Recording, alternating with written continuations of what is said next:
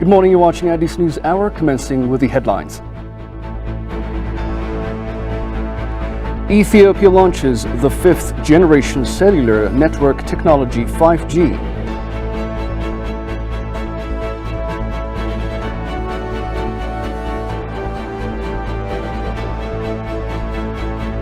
France reaffirms commitment to bolster ties to Ethiopia.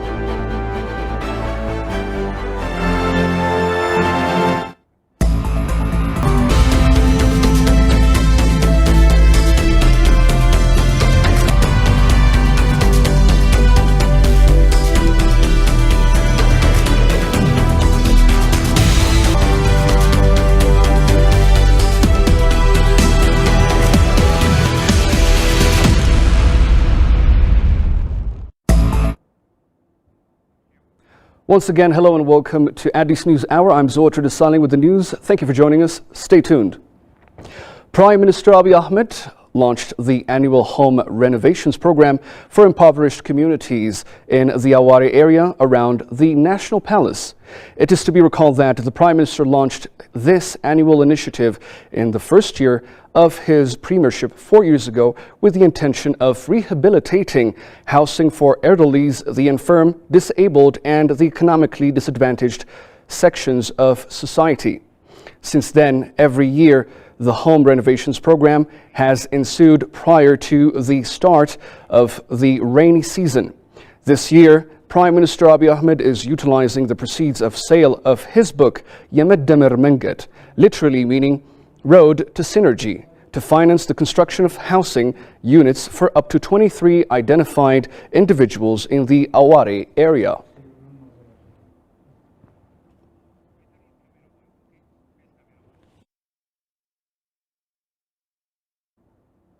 The Ethiopian diaspora has been vociferously opposing attempts to have the two punitive bills, H.R. 6600 and S. 3199, into law.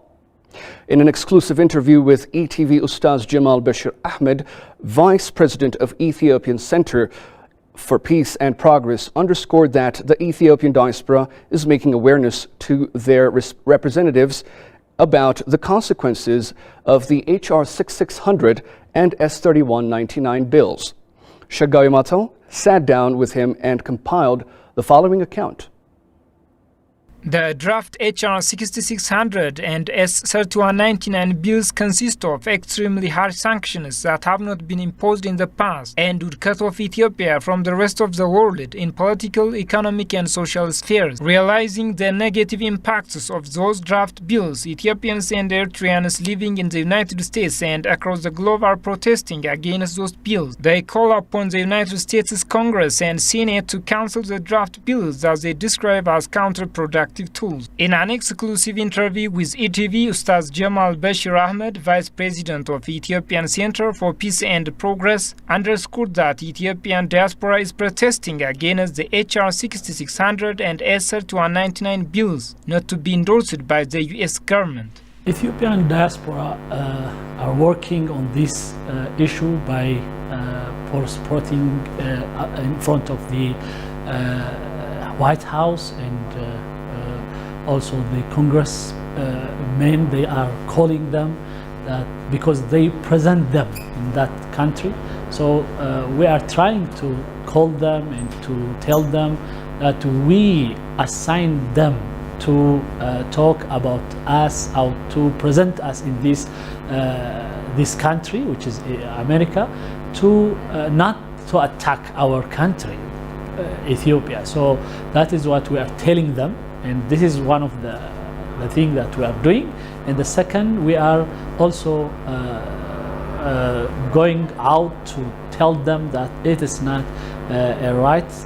Ethiopia has to do what can do for living in freely as a country. Reacting on Western interventions on Ethiopia, Jamal also pointed out that any country has its own politics part. Therefore, every Ethiopian needs to defend interventions on our country, despite Ethiopia is trying to re-engage with the Western countries. As you know, every country has its politics part. So especially our problem, as far as I know, is related to the GERD, Ethiopian Great Renaissance Dam.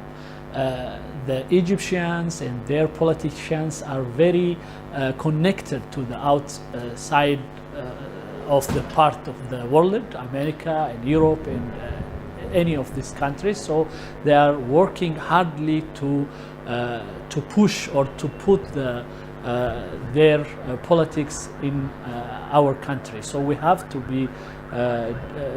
defend our country, to also to prevent this kind of activities through this world.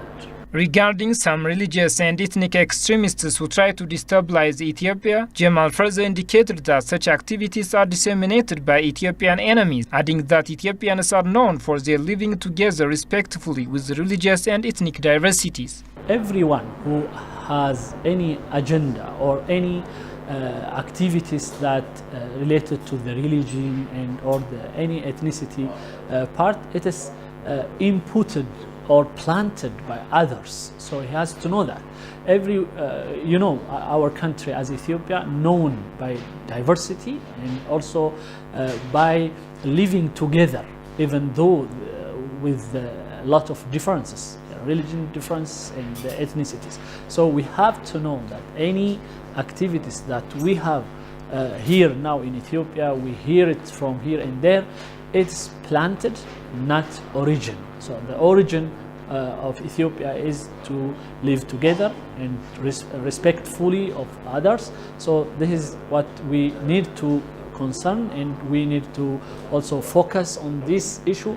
And anyone who work against this kind of activities, we have to put in to legal accountability. The Ethiopian government is grateful of its diaspora living abroad, who are undertaking numerous activities protesting the endorsement of HR 6600 and S3199 bills. Commander of the Western Front of the National Defense Forces of Ethiopia, Brigadier General Getachew Gudina, says the army is in a better position to repel any belligerence or attack from anybody. He recalled that the army has shattered the plot of the terrorist TPLF and its allies to dismantle Ethiopia, adding that the army has now been fully equipped with strong moral, manpower and logistics to repulse and threat. The army, which is working round the clock for better preparedness, is fully capable of thwarting any threat against sovereignty of the country, he said.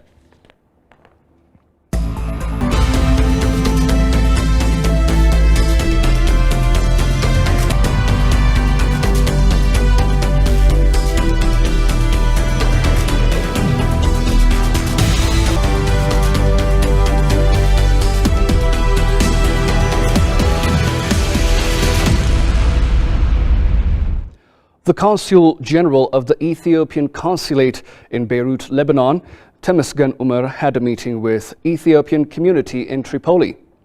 The meeting focused on strengthening Ethiopian community-based activities to better protect the rights of Ethiopian citizens and actively engage them in various issues at home. The Consul General stressed the importance of creating strong diaspora associations and task forces to expedite information exchange among community members and protect the rights and interests of the community. As part of the delegation, Ethiopian community leader in Lebanon, Habtamu Tedla, also briefed the audience on the benefits of forming strong associations and working closely with the consulate. The delegation paid a visit to the Ethiopian Orthodox Tewahedo Church in the city.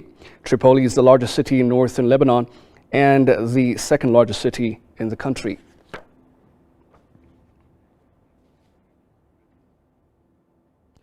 Media specialists call for collective efforts to warrant genuine media practice in the country. The remark came at the 31st World Press Freedom Day organized by the UNESCO Addis Ababa office and the Ethiopian Media Council. Alula Taklamariam reports. This year's World Press Freedom Day themed Journalism Under Digital Siege spotlights the multiple ways in which journalism is endangered by surveillance and digitally mediated attacks on journalists, and the consequence of all this on public trust in digital communications. The day is observed May 9 here in Ethiopia in the presence of global and local actors of the media. Chairperson of the Ethiopian Media Council and renowned journalist Amara Aragawi underscored the necessity of bountiful ground for genuine media practice in Ethiopia. The idea is all governments and all media should respect freedom of the press. Freedom of the press means, if you want the public to participate in their country's issue, they have to get information about their country. To get the information, they have to get it freely without any restriction, and to make sure that the media gives this service freely. Meanwhile, lecturer at the Addis Ababa University School of Journalism and Communication, Teshagir Farao, cited some of the challenges of media practice in Ethiopia. In the sphere of the social media, we clearly see that obligations are forgotten. This is really a challenge that we are facing today. That is a challenge, and as a result, different political forces prefer to use the social media or the digital media to reach their audiences, but the production which is disseminated to the public are not actually up to the standard. The social media information involves fake news, hate speech, disinformation, etc. And this is really a challenge for the public as well as the mainstream media. They both suggested possible solutions to ensure freedom of expression. Organization or political interest groups should be ethical in the first place, The media production usually uses sources, and the sources are actually, we know, are political leaders or politicians or opinion leaders. So they need to be ethical. They should avoid hate speeches, disinformation, and other distorted stories. They should be responsible for the society. Their political goals should go according to ethically accepted behaviors. There is no news without sources. Journalists go to political leaders, politicians, opinion leaders, and if they are given with hate speech and distorted information, they have to be independent to filter all these unwanted elements in the story. It requires independence. And the citizens, which is sometimes net citizens or citizen journalists,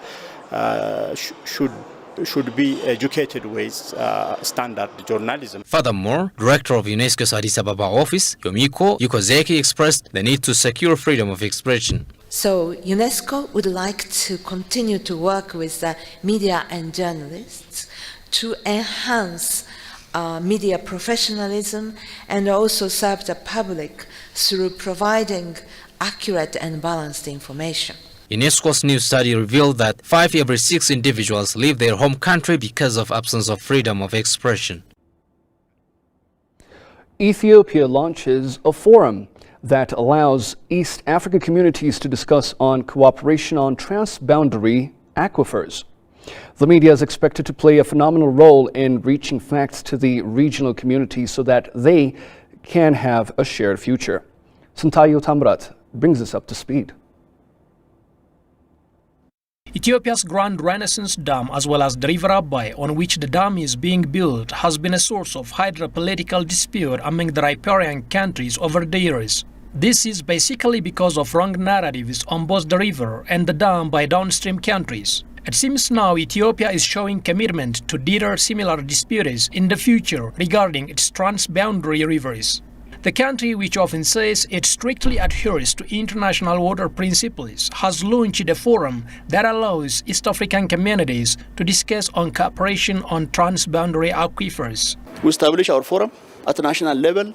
This forum will be keep in touch with other neighboring countries as well, so that we'll have, at East Africa level, people will get a platform to discuss about utilizing our water resource for joint coordination, cooperation, and for prosperity together. The minister believes the platform will help change the wrong narratives on the Nile as well as the country's other aquifers by Egypt and Sudan, for it includes professionals and institutions from downstream countries. For example, our diasporas who are residing in Canada and the US, they already started a small group to include professionals with genuine mind from all the upstream and the downstream countries, and they have platform to discuss that. So today we will reach an agreement in such a way that there will be a case that we can scale up, such kind of small forums that it will be helping. So we believe it will really change what has been going on so far.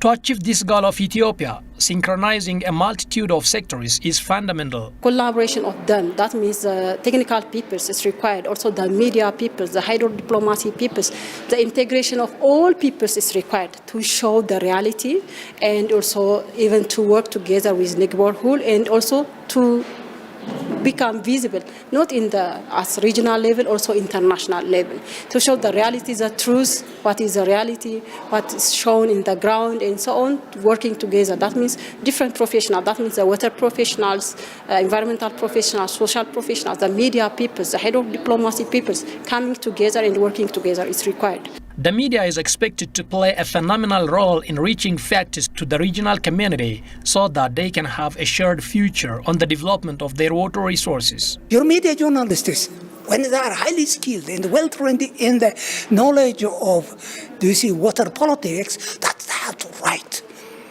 They have to write. They have to write and teach. Bring the facts to the forum. There are many countries that do not like your development. There are many also countries, governments that like you to remain always backward, weak, not food self-sufficient, always to become beggars. It's a shame having water, again you buy Sinde from abroad. It is shameful. What do you buy? Do you buy Sinde? No, you buy water. Since most of Ethiopia's biggest rivers are transboundary, promoting a shared future among East African countries is what Ethiopia strongly believes and why the forum has been launched. French ambassador to Ethiopia, Remy Maréchal, says his country is always ready to bolster its vast experience with Ethiopia. Talking to ETV, the ambassador noted the government of France is committed to work hard with Ethiopia in various projects in the near future. Ethiopia and France are enjoying their old standing bilateral ties in various fields. Haptam Oshagri presents the story filed by Aida Garamo. Ethiopia and France have strong bilateral ties witnessed over the past 125 years in various fields. Talking to TV, France ambassador to Ethiopia, Remy Maréchal, said the two countries have been celebrating ties due to successful diplomatic relations. We celebrate in 2022 125 years of diplomatic relation. So this is the oldest diplomatic relation we have on the continent. This embassy where I stand is the oldest French embassy on the continent. And this year is a year of celebration of what we achieved together, Ethiopia and France, for the past 125 years. According to the ambassador, the embassy is observing and evaluating one specific issue in every month to commemorate effective bilateral relations of the two countries. The government of France is committed to work hard with Ethiopia in various projects in the near future. We want to remind the past in order to build on this past for projects in the future. So every month during this year, we'll celebrate one specific area of cooperation. So last month was education and the cooperation between French university and Ethiopian university. Thanks to this very strong, very long-standing and confident relation, we can have very ambitious projects for the future. Remy remarked Ethiopia is one of the leading diplomatic ties with France in the continent, and France is desirous to deepen bilateral relations. Je pense notamment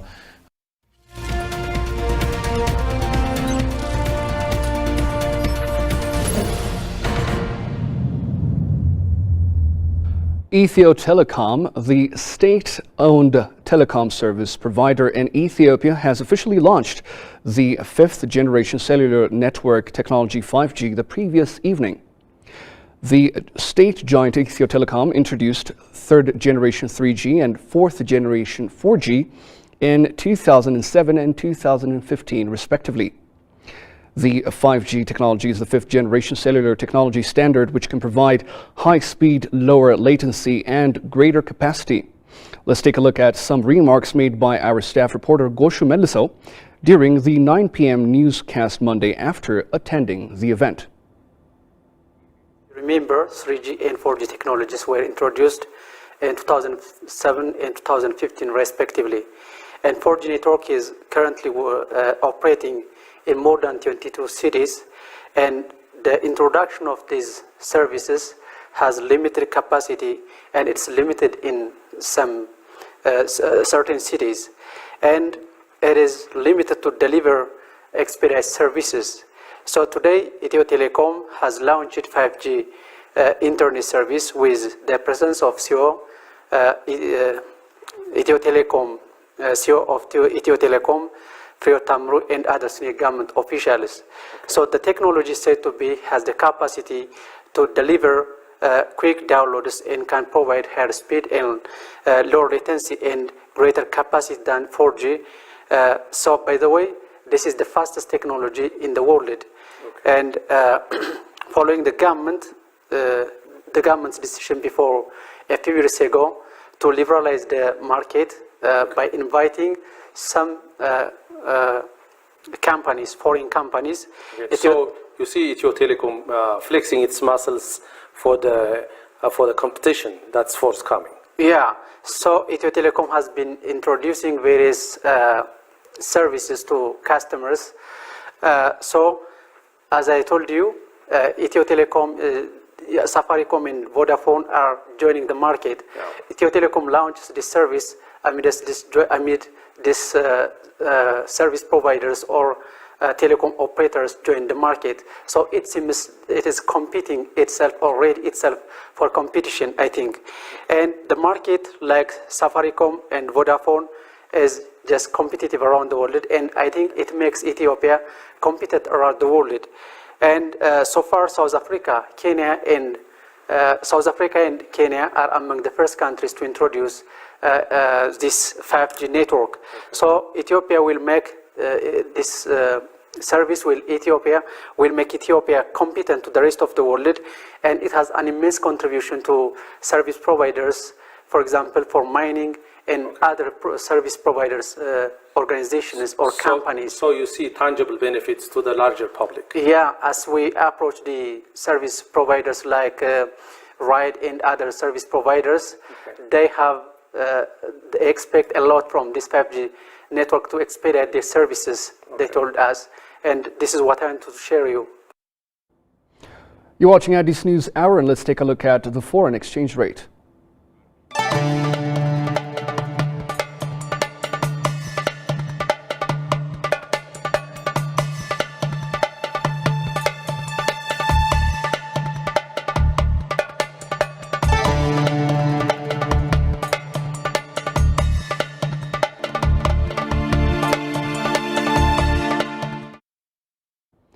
The African Petroleum Producers Organization, the government of the Republic of